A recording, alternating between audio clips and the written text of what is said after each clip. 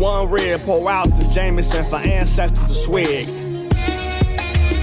You rescue me yet again. You put me first everywhere. You make me feel better than the multitudes. You rescue me yet again. You put me first everywhere. You make me feel better than the multitudes. Love, make sure you guys click in the bio, like, subscribe, you know what to do. So we're back with Dr. Frances Cress Welsing, once again talking about systematic racism and talking about genetic annihilation and how some of these people, some of these systems that are in place are there because they're trying to prevent that. So check it out. Once again, drop a comment, thumbs up, all that good stuff. Really appreciate the love. Let's go. All the little children of the world, red, yellow, black, and white, all are precious in his sight. How many know that song? Boy, no more church going in these days. There was a time when everybody knew those basic songs. You see, but being taught that God is white, and they got a musical, came out some time ago, Arms Too Short to Box with God. Meaning arms too short to box with the white man. See, when I was a little child, having seen the Sunday school card with Jesus on it, I had just drawn my own conclusion that the man on the Quaker Oats box must be God.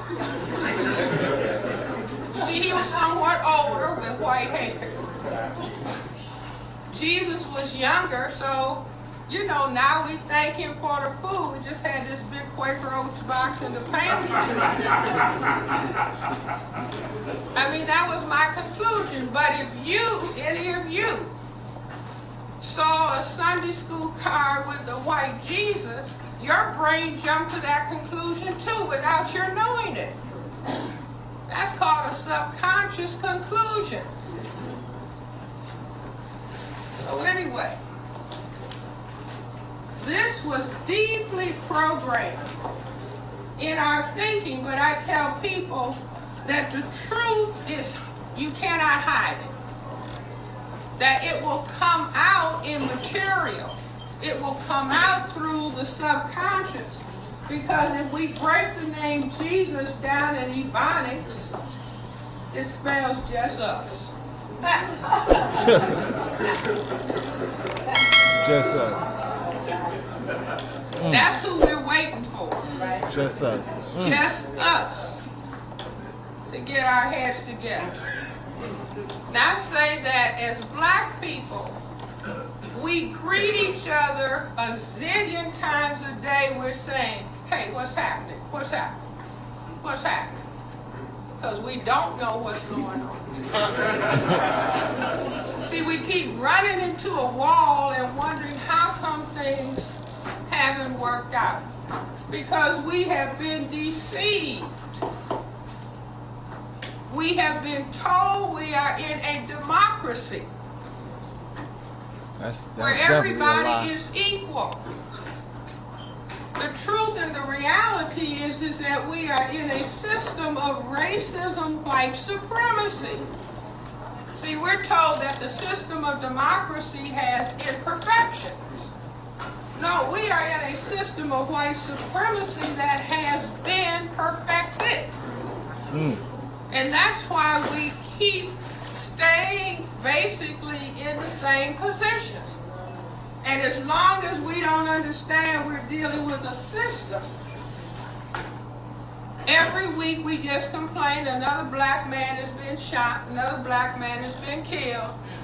You say, oh, 10 over there, 3 over there. Oh, well, let's add up the statistics and somebody will run and complain about it. But if it's happening over and over again, that implies intentionality. And if the system is about white genetic survival, who is the enemy of the state? People of color. No. Man, she breaking it down. Black man. She breaking it down. Hey, she breaking it down.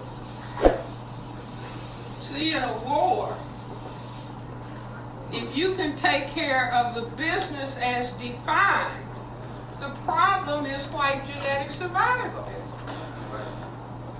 So what do you have to knock out in order to not worry about white genetic survival?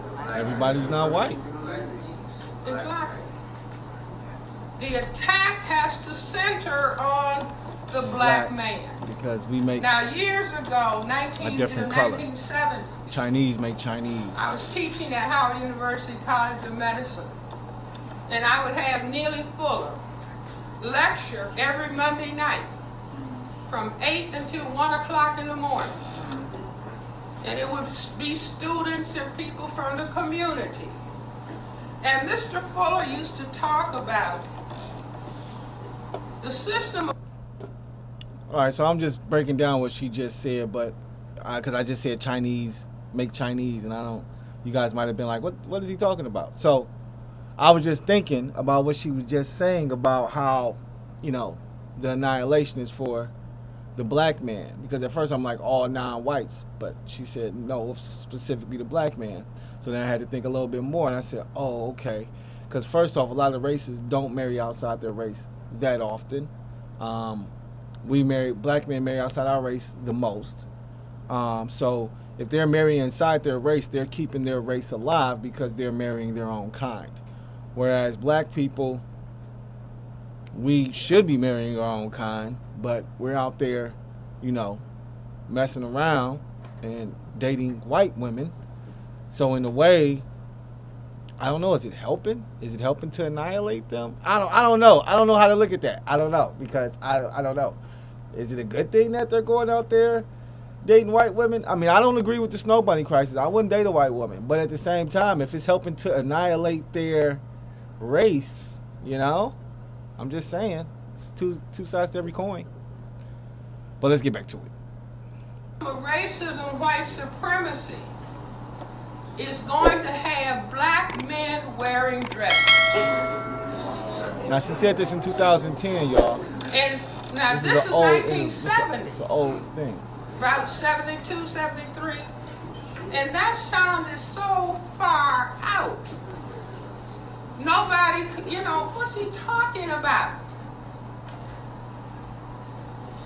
What has recently happened at Morehouse College? I don't know what happened. The president of Morehouse College had to announce and lay down the law that the black male students, those who were so inclined, could not wear high-heel shoes, could not wear dresses, and carry pocketbooks. Now this is 2010. That if the system, see, in other words, we have to keep system about white genetic survival. This is what the system is about. And the system is working 24/7. If I turn the black male into a female, can I relax about the fear of white genetic survival? You can't, but you can relax a little bit. Absolutely. Now, I don't know what goes Definitely on can here relax in a New little York. bit. Haven't been here in a while. Unfortunately. In D.C., we have a lot of men with their pants hanging down. In the train station, when I bought my ticket to come here, there's a black gentleman, had on some expensive clothes, had some nice luggage. His pants were down here. So he would pull the luggage like this after he got his ticket, and then he'd have to stop. Pull his pants up. Been there, done that. Walk a few 4 steps? Sometimes you don't want to wear your belt in the airport, yo. See, You now, like, in other you know what I words, mean? imagine somebody You don't want to looking take it down off. from But no, that's why you wear jogging pants. another galaxy. You know, you gotta or wear planet. airplane You clothes. see, You know what I in mean? other words, psychiatrists, all behavior has significance. You just have to understand the context Of the behavior. and the power that is controlling it. Yeah. Do you see what I'm saying? So, to understand what is happening, because what are we told? 70% of the households are without fathers. Read a book recently where a young black man is talking about having gotten into some difficulty doing a carjacking, carrying a gun at 16.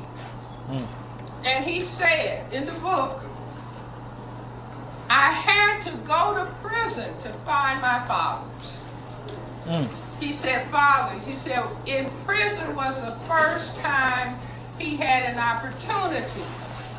Now, he didn't consciously put himself in that situation, but looking for fathers. I had a black male child say to me, you know, somebody brings a child to the psychiatrist because he's not studying or something. I had one child say to me who was about 10 or 11 years old, Dr. Welsing, I think I could do my homework if I just had an official father. Now that makes the psychiatrist want to fall under the desk and start crying.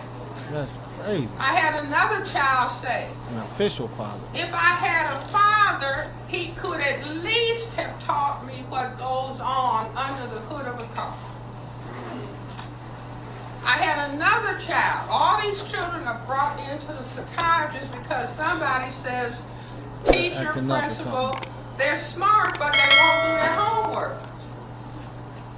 Or they won't study. This child came and I said, sweetheart, don't you want to work hard in school? This was years ago. So you can help black people. And this little boy said, no. He wasn't being smart alecky, he wasn't being rude. No. And I said, you know, the psychiatrist wants to hear the child say yes. He said, no. And I said, why not? He said, if you try to help black people, you're going to be killed. Whoa. Now, this is a little black child, about 11 years old. Said Malcolm X, George Jackson. I said, IQ 265.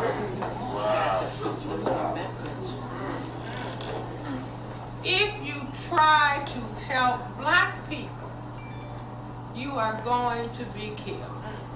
Was he right? That's like President Barack Obama has had more death threats than any president in the history of the United States. Yep. You see, because just that presence of a black man in the White House, like I think a lot black of white people make black people feel like they can do it. They can be president. for him, wanted to appear liberal. You see, but once he's in that White House, and a black man with a black wife, and a black grandmother, that's the whole package. I do have to say he did They represent begin for to that. understand, for sure. oh my God. He represented on that stage with his family for sure. If he's in power, and not only that, the reception that he receives all over the non-white world. You see, so they started shaking because people who classify themselves as white are not consciously carrying around in their mind fear of white genetic annihilation. They repress that. Right. You see, but how comes do out we, when things happen. How do we know based on other behaviors that they engage in? And just like Tom Metzger said, The majority of white people are fearful of their genetic annihilation. Sometimes white